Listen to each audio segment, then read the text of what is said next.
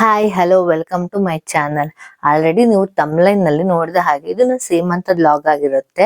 So ನಾವು ಸೀಮಂತ ಹೇಗ್ ಮಾಡಿದ್ರು ಮನೆಯಲ್ಲಿ, ಅಡಿಗೆಯವ್ರನ್ನ ಹೊರಗಡೆಯಿಂದ ಕರ್ಸಿದ್ವಾ, ಡೆಕೋರೇಷನ್ ಹೊರಗಡೆಯವ್ರನ್ನ ಕರ್ಸಿದ್ವಾ ಅಂತ ನೋಡ್ತಾ ಹೋಗೋಣ. ಅದಕ್ಕಿಂತ ಮುಂಚೆ ಇನ್ನು ಯಾರ ನನ್ನ ಚಾನಲ್ಗೆ ಸಬ್ಸ್ಕ್ರೈಬ್ ಆಗಿಲ್ವೋ ಸಬ್ಸ್ಕ್ರೈಬ್ ಮಾಡ್ಕೊಳ್ಳಿ, ಹಾಗೆ ಬೆಲ್ ಐಕನ್ ನ ಕ್ಲಿಕ್ ಮಾಡೋದು ಮರಿಬೇಡಿ.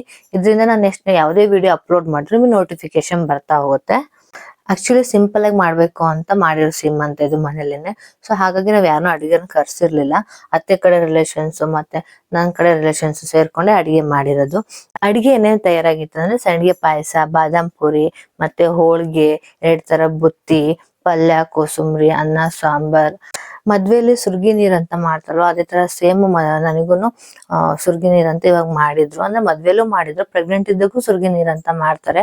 ಕೆಲವೊಬ್ರು ಪ್ರೆಗ್ನೆಂಟ್ ಲೇಡೀಸ್ಗೆ ಯಾರಾದ್ರು ರಿಲೇಷನ್ಸ್ ಮದ್ವೆ ಅಲ್ಲೆಲ್ಲ ಹೋದಾಗ ಪ್ರೆಗ್ನೆಂಟ್ ಇದ್ರು ಅಂದ್ರೆ ಅವ್ರನ್ನು ಕೂರಿಸ್ತಾರೆ ಸುರ್ಗಿ ನೀರಲ್ಲಿ. ಬಟ್ ನಾನು ಯಾವ್ದೇ ಮದ್ವೆಗೇನು ಹೋಗಿರ್ಲಿಲ್ಲ. ಸುರ್ಗಿ ನೀರ್ ಬಿದ್ರೆ ಒಳ್ಳೇದು ಅಂತ ಹೇಳ್ತಾರೆ. ಸೊ ಹಾಗಾಗಿ ಮನೇಲೇನೆ ಸುರ್ಗಿ ನೀರೆಲ್ಲ ಹಾಕಿದ್ರು. ಅದೆಲ್ಲ ಹಾಕಿ ಅದಾದ್ಮೇಲೆ ದೇವಸ್ಥಾನಕ್ಕೆ ಹೋಗಿ ಬರ್ಬೇಕಿತ್ತು. ಮನೆ ಮುಂದೆನೆ ವೀರಭದ್ರೇಶ್ವರ ದೇವಸ್ಥಾನ ಇತ್ತು. ಸೊ ಎಲ್ರು ಹೊರಟಿದ್ವಿ ವೀರಭದ್ರೇಶ್ವರ ದೇವಸ್ಥಾನಕ್ಕೆ.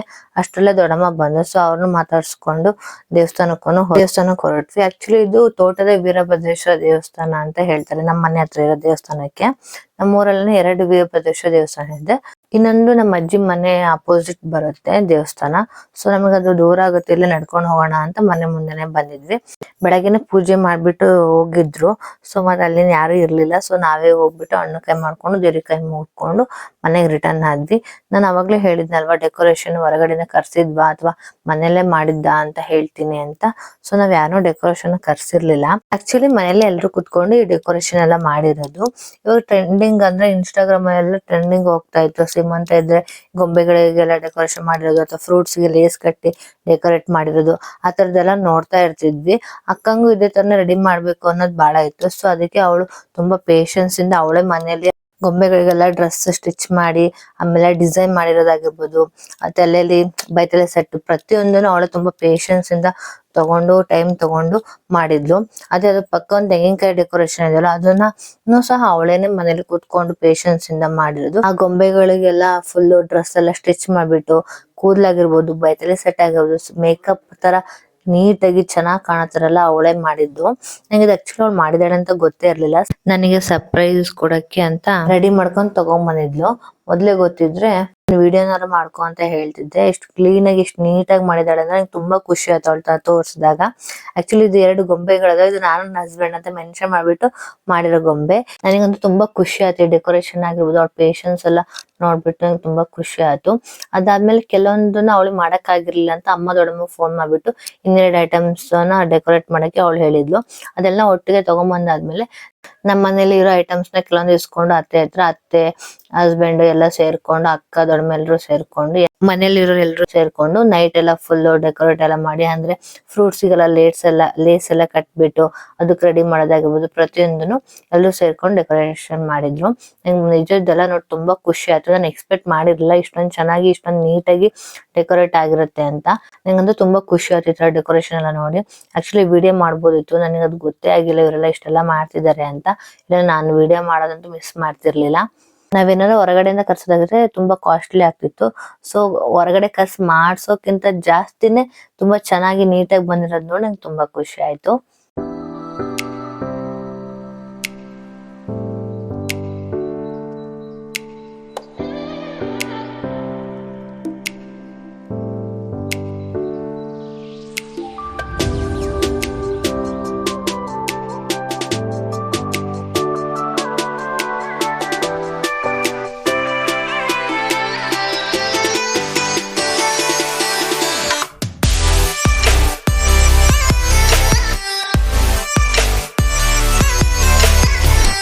ದೇವಸ್ಥಾನ ಬಂದಾದ್ಮೇಲೆ ಕುತ್ಕೊಳಕ್ ಹೇಳಿದ್ರು. ಏನಿದೆ ಶಾಸ್ತ್ರ ಮಾಡಿ ಮುಗ್ಸೋಣ, ಅದಾದ್ಮೇಲೆ ಜನ ಬಂದ್ಮೇಲೆ ಮತ್ತೆ ಇನ್ನೂ ಲೇಟ್ ಆಗ್ಬಿಡುತ್ತೆ ಅನ್ನೋ ಕಾರಣಕ್ಕೆ ಶಾಸ್ತ್ರ ಏನಾದ್ರು ಮುಗಿಸಿದ್ರು.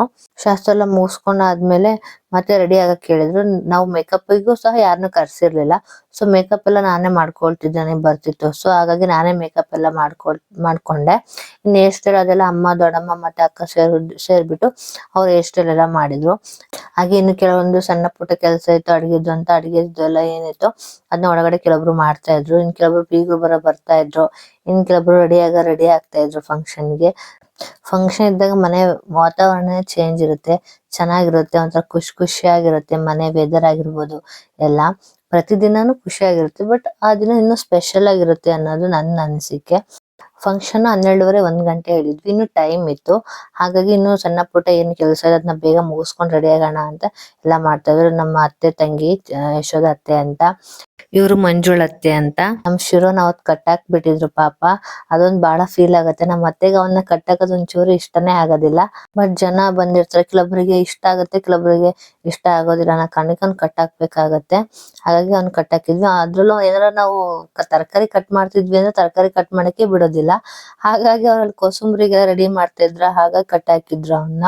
ಇನ್ನು ಜನ ಬರಕ್ ಟೈಮ್ ಇತ್ತು, ಹಾಗಾಗಿ ಸ್ವಲ್ಪ ಫೋಟೋಸ್ ಎಲ್ಲ ತೆಗೆಸ್ಕೊಡೋಣ ಅಂತ ಅನ್ಕೊಂಡು ಫೋಟೋಸ್ ವಿಡಿಯೋಸ್ ಎಲ್ಲ ತಕೊಂಡ್ವಿ. ಹಾಗೆ ಕೆಲವೊಂದು ರೀಲ್ಸ್ ಎಲ್ಲ ಮಾಡ್ಕೊಂಡ್ವಿ.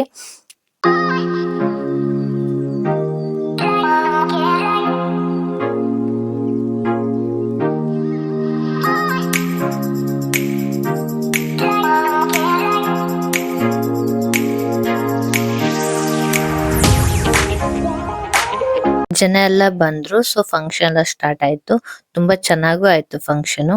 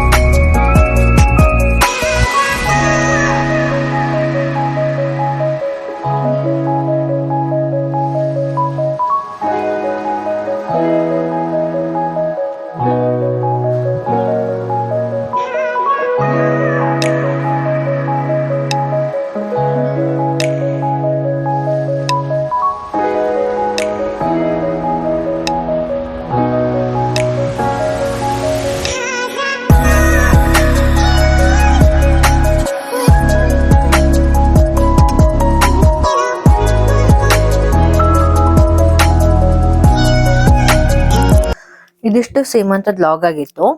ಐ ಹೋಪ್ ಈ ವಿಡಿಯೋ ನಿಮ್ಗೆ ಎಲ್ರಿಗೂ ಇಷ್ಟ ಆಗಿದೆ ಅಂತ ಅನ್ಕೊಂಡಿದೀನಿ. ಪ್ಲೀಸ್ ಲೈಕ್ ಮಾಡಿ, ಶೇರ್ ಮಾಡಿ, ಹಾಗೆ ಕಮೆಂಟ್ ಮಾಡಿ, ಸಬ್ಸ್ಕ್ರೈಬ್ ಆಗೋದ್ ಮರಿಬೇಡಿ. Thank you for watching.